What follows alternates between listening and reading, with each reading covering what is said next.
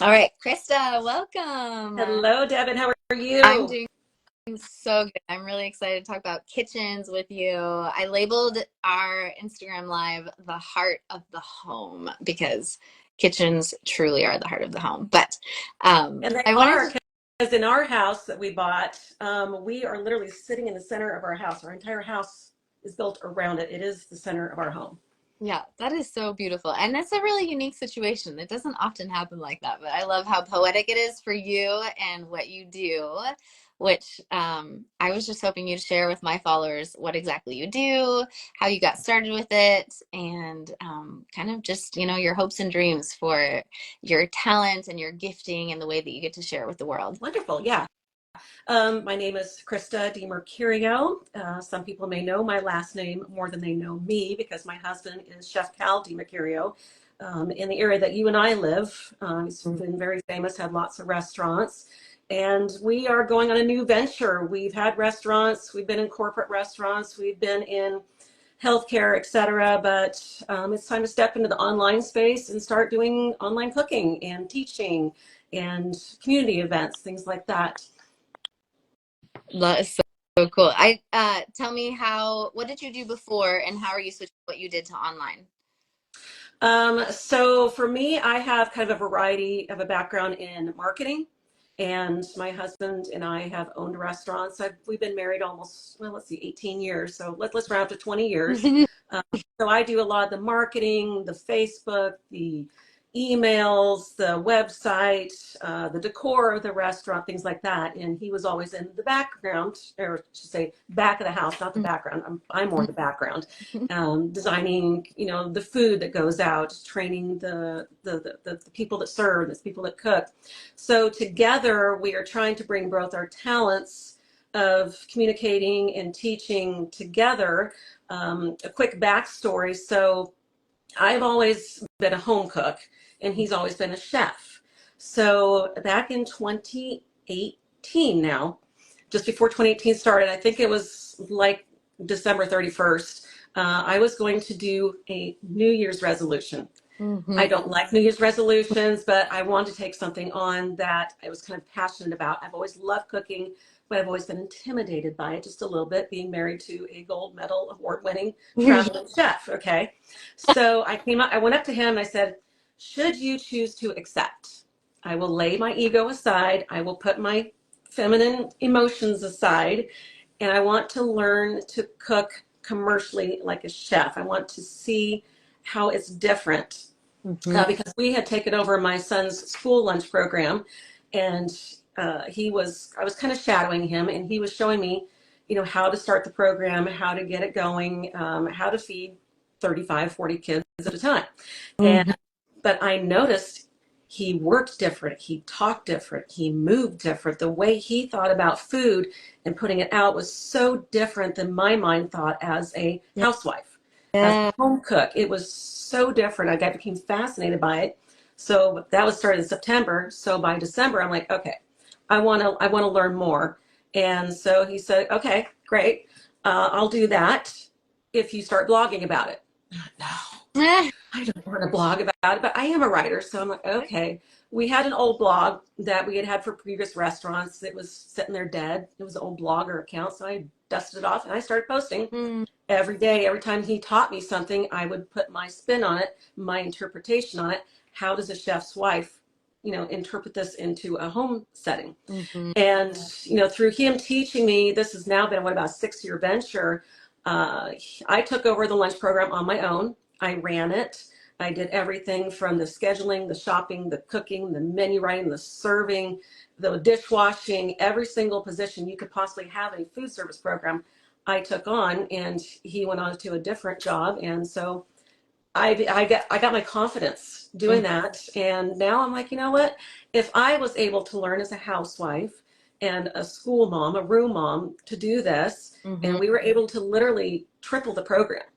Wow. And because the kids enjoyed it and I enjoyed them. And so now I want to, now that my son has gone off to high school, I've stepped away from that role. I'm not in the actual commercial kitchen right now. Mhm. And my husband is not right now. So we want to change and go into the online space and see how we can help others take the restaurant level knowledge and translate it into home cooking to make it easier, make it faster, make it cheaper. Because going and eating out now is just, it's not viable. It's just too much. We can't afford to eat out.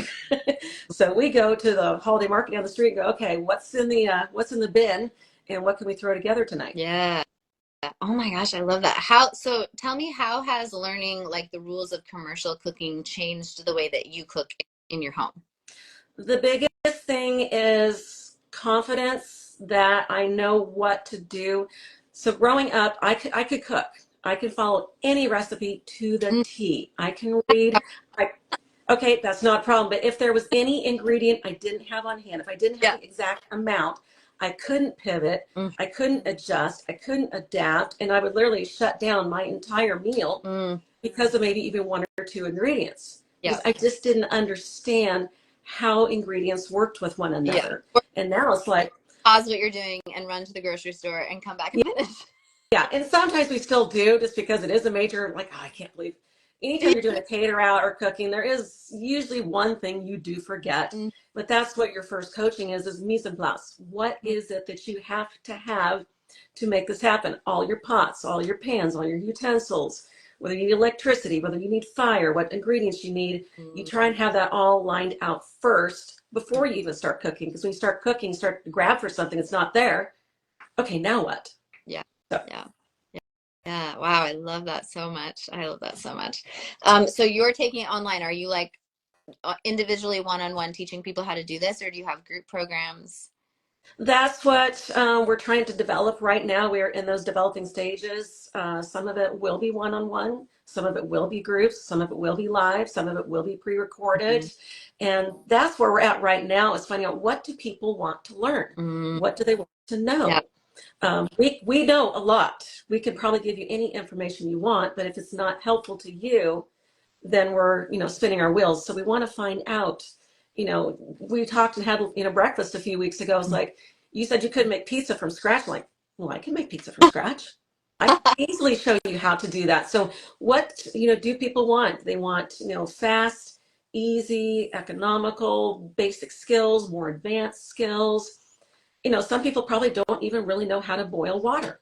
Mm, Do people know that you should put a lid on a pot to make it boil? Because if they're not boiling, it's probably because the heat is escaping. There's little yeah, what is it? So I'm trying to say tips and tricks yes. to make things happen quicker and more consistent.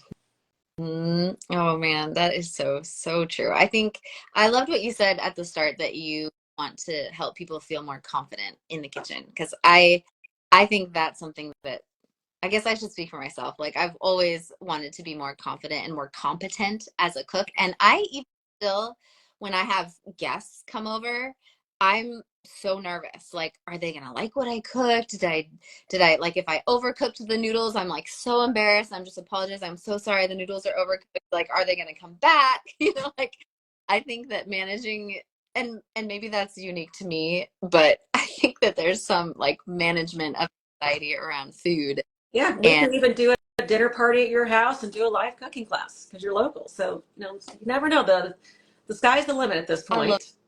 that. Let's do it. We could totally do a live cooking class in my home. Because yeah, I just think confidence is key. And I think that if you have that gift to share, like, oh my gosh, there's so many people who are ready to to receive that and to grow in And confidence. when you can get confident, you don't sit around and worry. Hmm. We spend so much time planning for the inevitable that never comes. And Hmm. but if you're confident, you don't have to sit there and spend that time worrying. So like my first time alone in the commercial kitchen, he had to take our son off on a field trip, and I was left making a really difficult lunch. It was spaghetti, hot sauce, hot garlic bread, salad from scratch. There was something else, but there was a lot of components.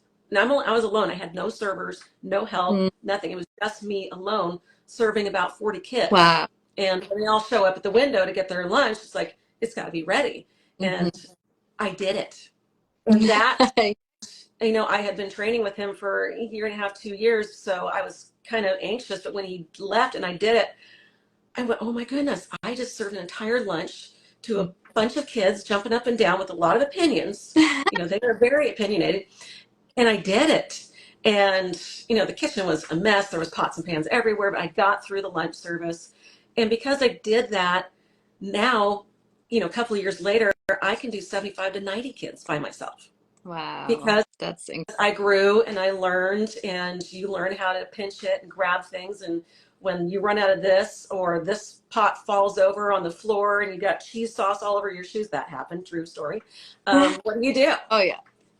I showed up one day and it was hamburgers, and I totally forgot to grab the hamburgers out of the freezer from the storage, and I had to go to the store and run and buy 100 Oh hamburgers. Like, okay, get the ovens on. So, but you challenge yourself. It's just like working out, because I know you work out and do yeah. like deadlifts and stuff like that. You rise to the strength that you need. You can't do it at first, but you keep Mhm. working out, you keep working out, you keep getting stronger, and all of a sudden you can do that thing that you set out to do, just with lots of practice. Yeah. And then my next big hurdle was during COVID was Thanksgiving.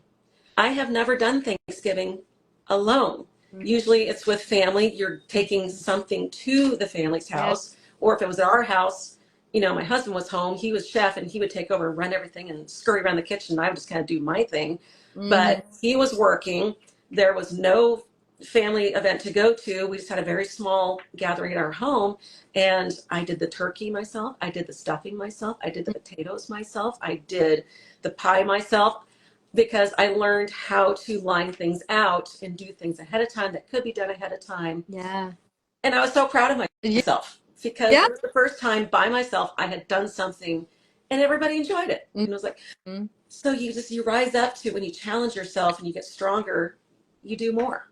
I love that so much. I think the gym is a great analogy, because one day you're lifting 15 pounds and they feel heavy, and then the next day you go to 20 pounds and they feel the same as the 15 pounds felt last week. And it's just it sneaks up on you. And I love that so much. I think that we have more strength and we're capable of more than we give ourselves credit for, I think, a lot of the time. Absolutely. And, now I can, he says, hey, what's for dinner? And I went, oh no, let me go open the fridge and look. Yeah. Because we Oh, get crazy. I'm a scoutmaster, and for my son's troop, and just, high school, and there's different things that you're involved in. And sometimes I don't meal plan every single day. I would love to say that I do, but there's life. mm-hmm. And, even though I may have had a fantastic meal planned, everything just hit the fan that day, and there's absolutely no way. I mean, I think I would rather just go to In-N-Out Burger Yeah. and grab, something from there, or we just do, or some we do ramen. We Mm-hmm. actually do ramen, but we do an elevated ramen. We add Mm-hmm. charts of pork to it, and green onions, and different lemongrass and ginger. So taking it to the next level, just with stuff we have on hand, and that's, to me, that's fun. But it's fast and it's cheap. Yeah. Right. I know. I was going to ask you, how do you keep your grocery bill down? Because I do feel like the cost of groceries is so high right now that it's a little bit more affordable to go to In-N-Out Burger than to bake something home cooked in your You know, home. it's hard. We go to Winco. I shop at Winco all the time. Yep. We run the holiday market when we absolutely have to, because they're the closest to us, but they are not inexpensive. But holiday market does have kind of a day old, 2 day old section, like in their meats, and they're still Oh, I fantastic. didn't know that. They can't, yeah, so they'll discount their Hmm. meats because it's past the traditional sell by date, or it's the further it gets to that date to where they can still leave it on the shelf, but nobody really wants to buy it. We'll buy it Mm-hmm. because we know it's still good, and we know how to season it. We know how to cook it. So Mm-hmm. we look for those opportunities. He's good at Grocery Outlet. I'm great at Winco. Costco, I stay away from Mm-hmm. because it's really not that Mm-hmm. economical overall if you have a bunch of extra stuff laying around that you don't need. Mm-hmm. There are certain things that can be shelf stable, can be frozen, that will, bulk buy, portion it out, package it, wrap it, put it in freezer paper, label it. So I like to keep those things on Yeah. hand. Like hamburger, their hamburger is fantastic at Costco. It is Hmm. some of the best lean hamburger. And so I'll get the 7 pound pack, break it into 1 pound chubs, wrap it, That, paper, label it, freeze it, because it will freeze well. And then I've got my sauce all made ahead of time. I've got it all portioned out into 6 different portions. So all I got to do is grab a sauce from the freezer, grab a taco meat from the freezer, a ground beef, and we can have tacos within 15 minutes. Oh, that's awesome. That's a really great hack. I love that idea. One of my Um, favorites.